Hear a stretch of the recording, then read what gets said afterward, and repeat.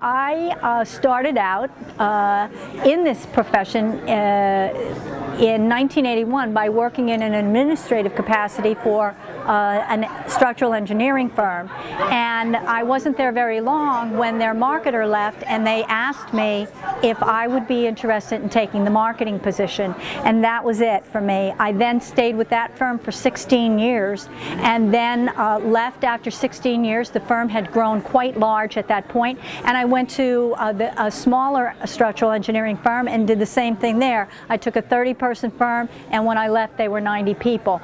After that, I opened my own consulting practice and offered marketing consulting to smaller firms. I really like to help the firms that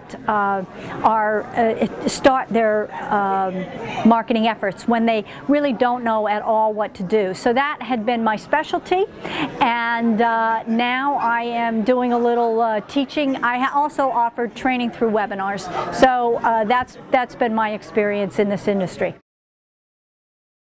In responding to an RFP, if you see that the project cannot be done for the budget that the client is proposing, I think that it is important for proposers to note that in their response, saying that in our experience, this proposal or this project, this scope of services cannot be completed within this budget, and maybe suggest how many phases of the project could be done for that amount of money.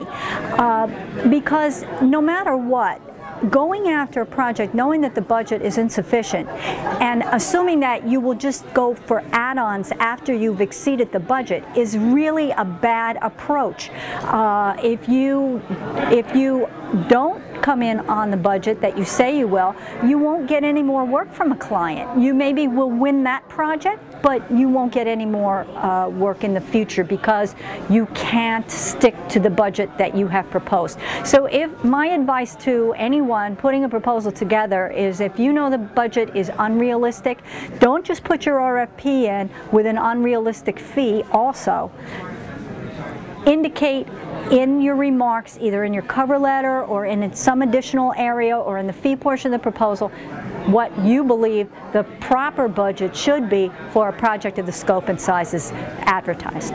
Well, I think probably the most common pitfalls that I see are people putting too much boilerplate standard write-ups into their proposals and not editing and tailoring them to be responsive to the client's RFP.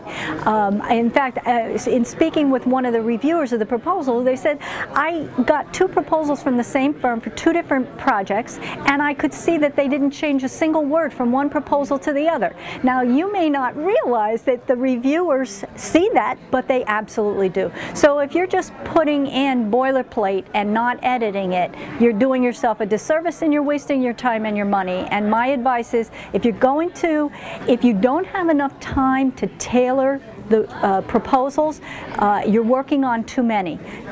Reduce the number you work on and do a better job of tailoring them, and that's my key piece of advice for anyone working on proposals.